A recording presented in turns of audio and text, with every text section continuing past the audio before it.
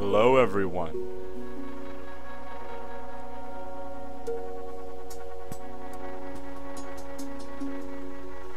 It's been a while.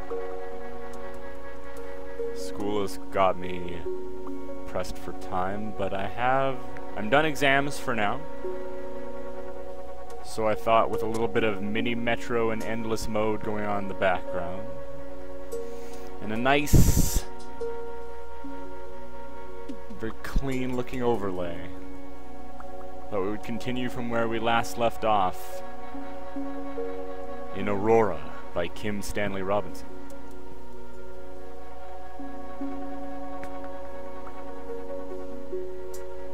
Let's get started.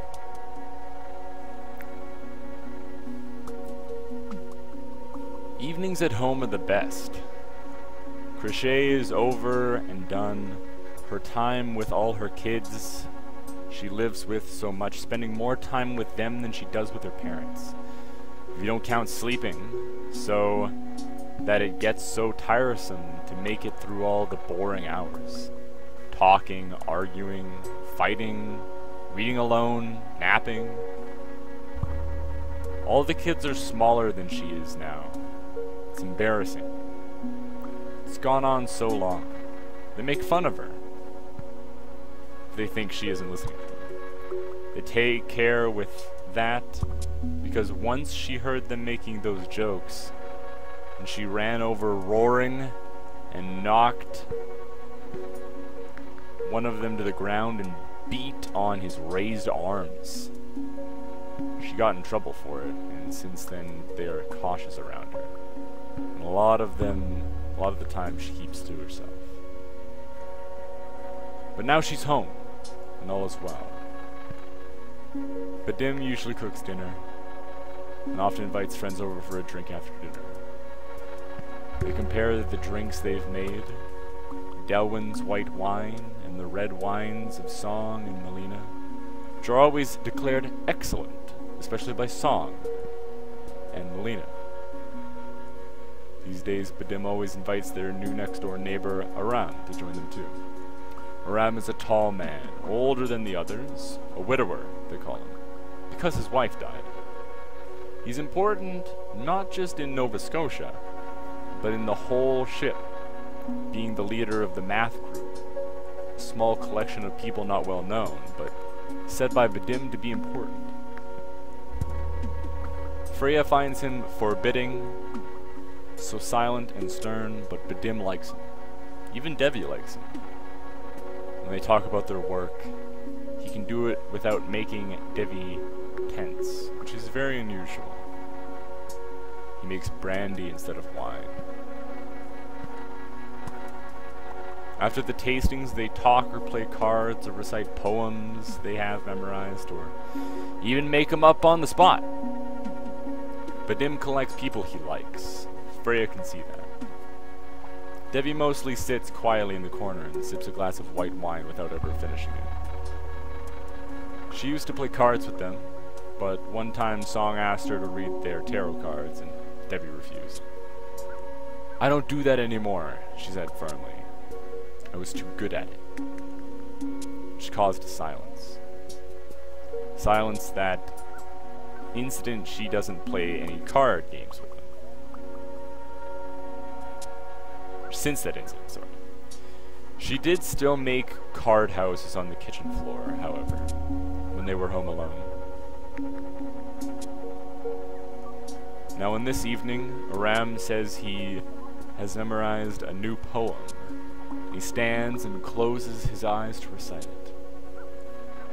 How happy is the little stone that rambles in the road alone and doesn't care about careers and exigencies never fears,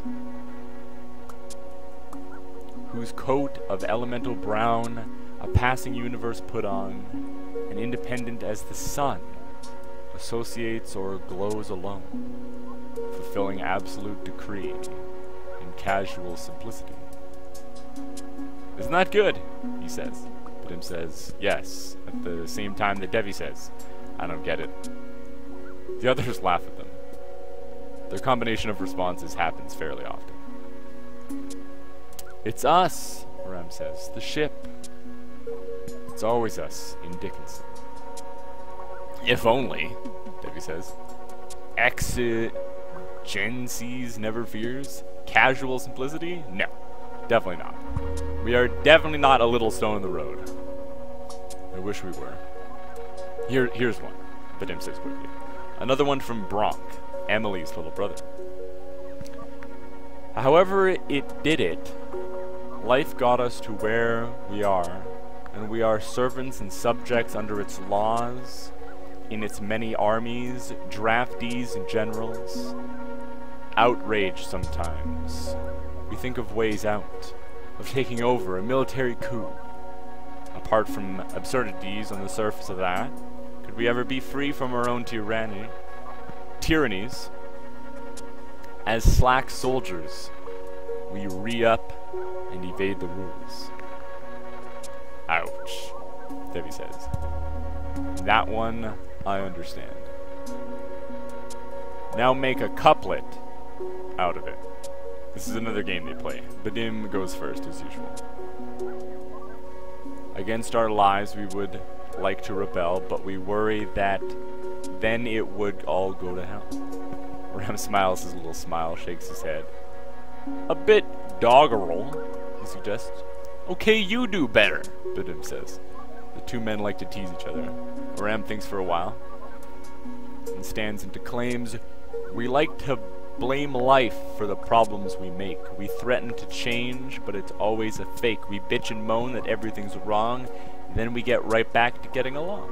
Vadim smiles, nods. Okay, that's almost twice as good, but it's twice as long, Freya protests. Vadim grins. Then Freya gets it and laughs with them. The next time Uan and his little gang approach Freya in the park, she picks up a rock and holds it clenched in her hand, in a way he can see. You guys aren't really feral, she tells him. Your little hole in the ground. What a joke! We're all chipped. They do it when you're a baby. The ship knows where we are every second, no matter how you try to hide. Ewan looks foxy, even with his mouth clean. Want to see my chip scar? It's on my butt. No, Freya says. What do you mean? We take the chips out. You have to do it if you want to join us. Put your chip on a dog in your building, and by the time they figure it out, you'll be long gone. They'll never find you again. He grins hugely. He knows she'll never do it. He himself hasn't done it. She sees that. She shakes her head. Big talk for a little boy. First time they catch you off leash and check who you are, you'll be cooked. That's right. We have to be careful. So why are you talking to me? I don't think you'll tell anyone. I already told my father. He's on the Security Council. And he doesn't think you're a problem. We're not a problem. We don't want to break anything. We just want to be free. Good luck with that. She's thinking of Debbie now.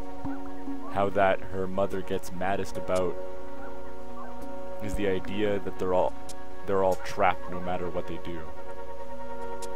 I don't want to leave where I am. He glares at her, grinning his fox grin. There's a lot more going on in this ship than you think there is. Come with us and you'll see.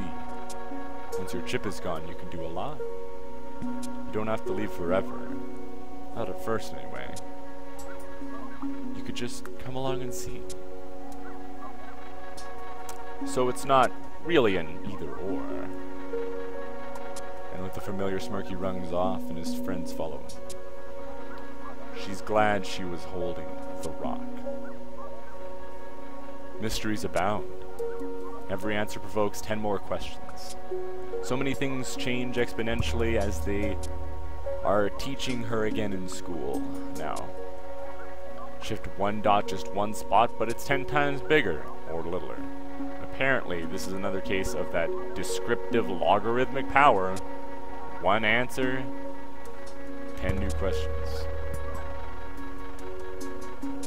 What she is finding strange is that this silly Ewan's vision of what is going on in the ship sorts of fits with things that Vadim and Debbie say, and even explains some things her parents never talk about.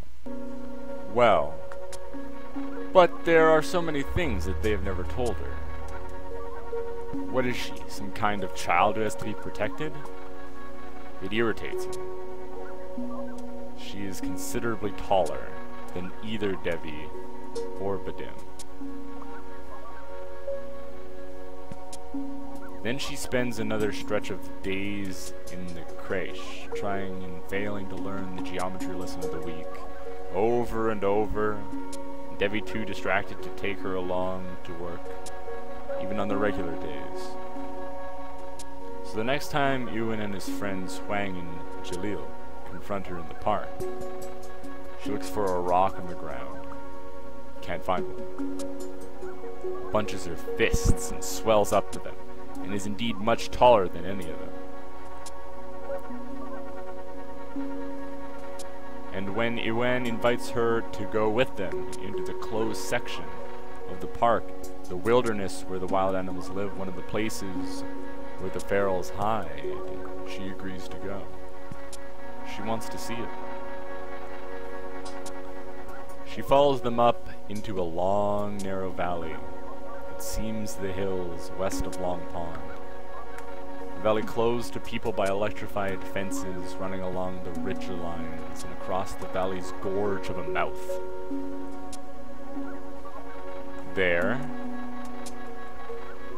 There's a gate in the fence of white lines running knob to knob on trees. Yuan has the code to the lock pad on the gate. Quickly they're inside and up the valley of what might be an animal trail. The trail goes up the valley next to a creek. They see a deer in the distance, its head up, looking to the side, but regarding them cautiously, tail high off its rump. Then there is a shout, and the boys all disappear. And quicker than Freya can quite follow things, she is being held by the arms by two big men and marched down to the gate. They're taking her back into town, where Debbie shows up and grabs Freya by the arm and drags her off. The men are surprised, confused, and as soon as they are out of sight, Debbie pulls her around and down so their faces are only centimeters apart. Amazingly strong hands.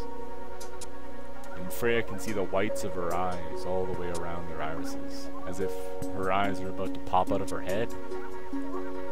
As she shouts in a harsh, grinding voice tearing out of her insides.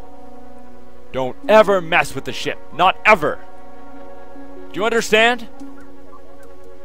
And then Badim is pulling her away, trying to get between them, but Devi holds on to Freya's forearm.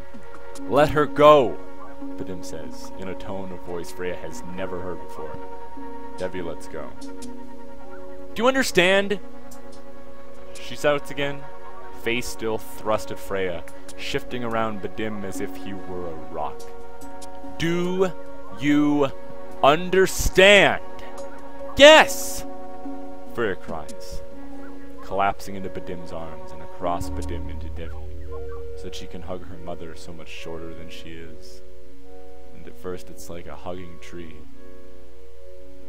but after a while the tree hugs her back. Freya gulps back her sobs.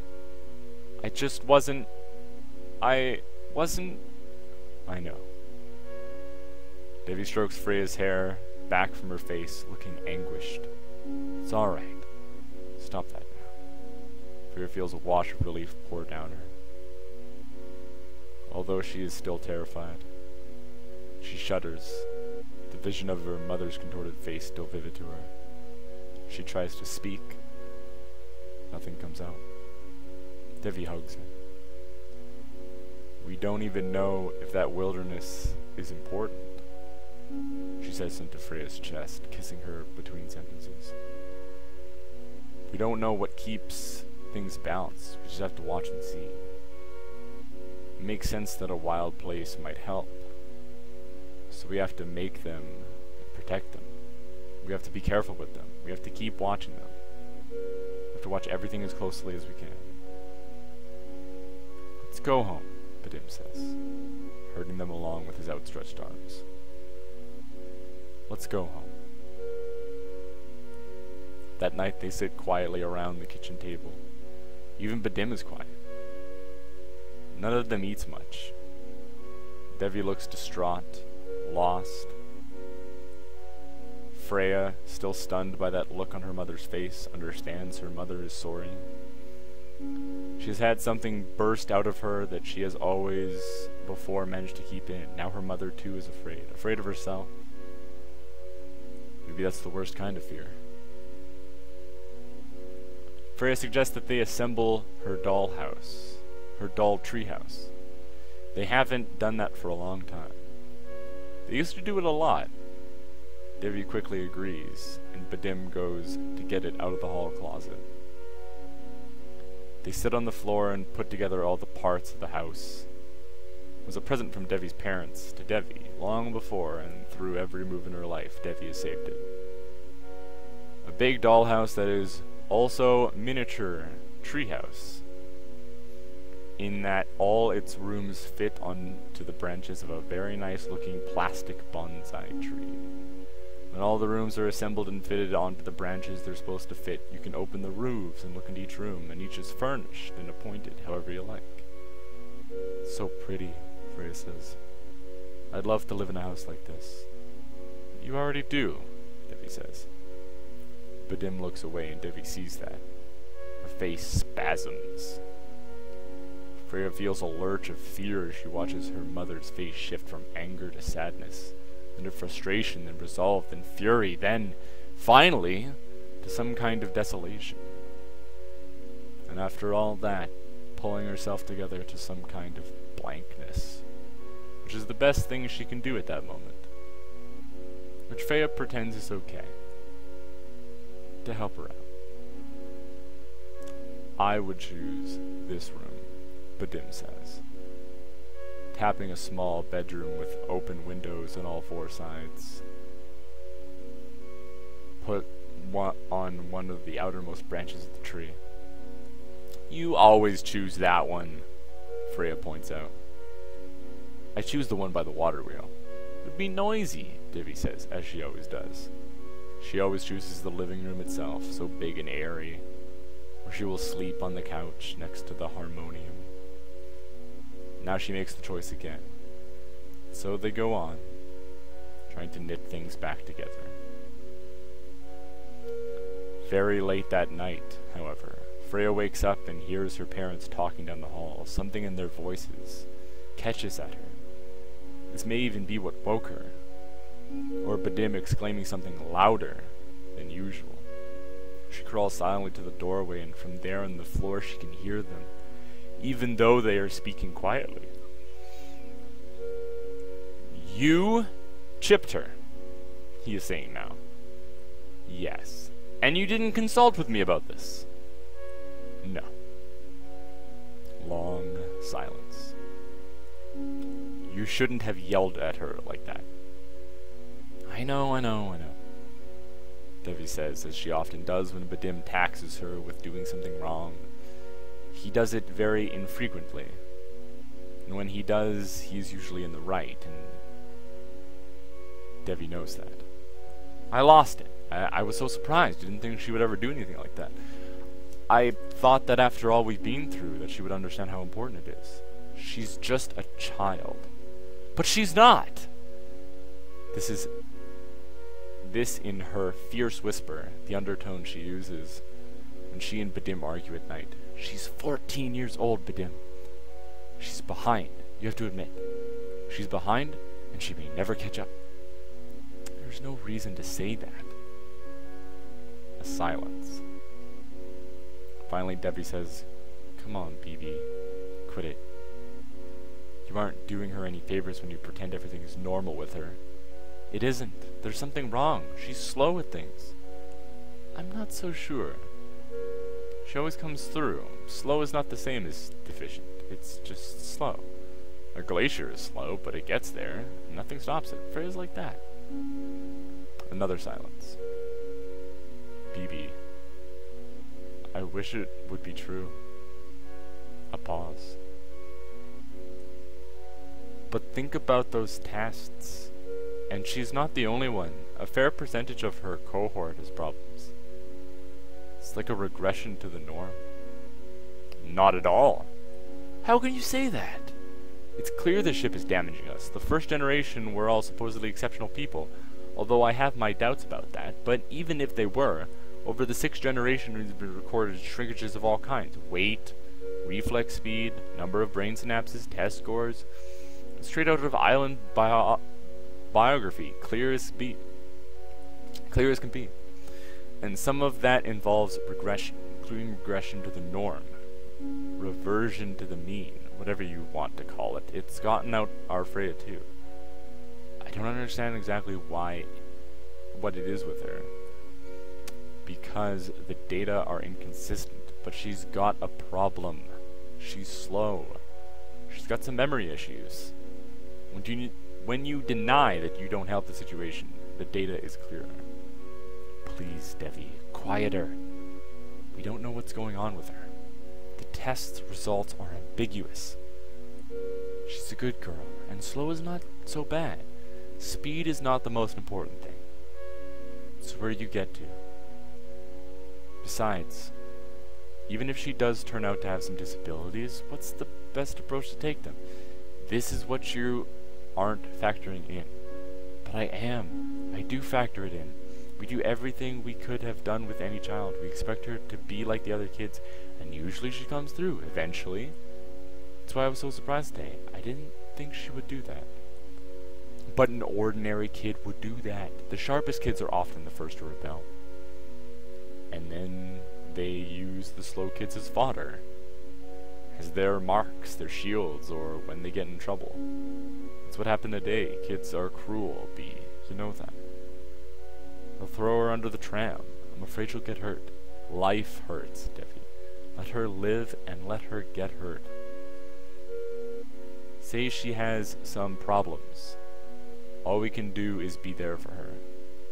We can't save her. She's got to live her life. They all do. I know. Another long pause. I wonder what will become of them. They aren't very good. We keep getting worse. The teachings get worse. The learning gets worse. I'm not so sure. Besides, we're almost there. Almost where? Devi said, Tau Ceti?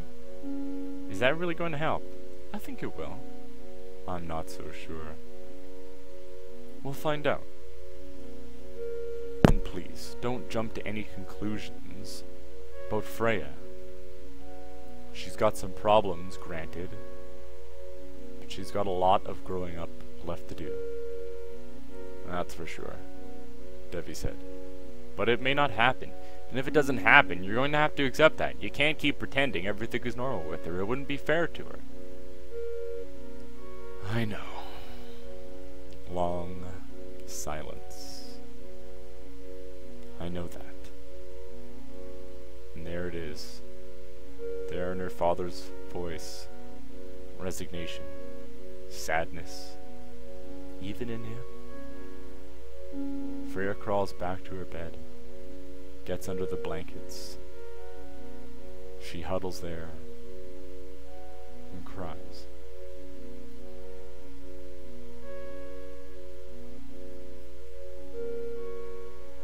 And that was chapter 1. Next video will be chapter 2. Land Ho. Wow. A lot of things happen in this video. Thank you all so much for watching. Hope you enjoyed the music, which I think I am going to change next time. For the next video. It's an interesting idea to try, though. If you haven't already, I would always appreciate hitting the subscribe button so you can get notified of when, you know, things happen. You can always check me out on Twitter at Sky Breather. Sky underscore Breather, I should say.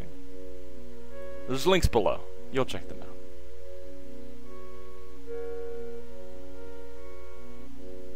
And I will see you next time.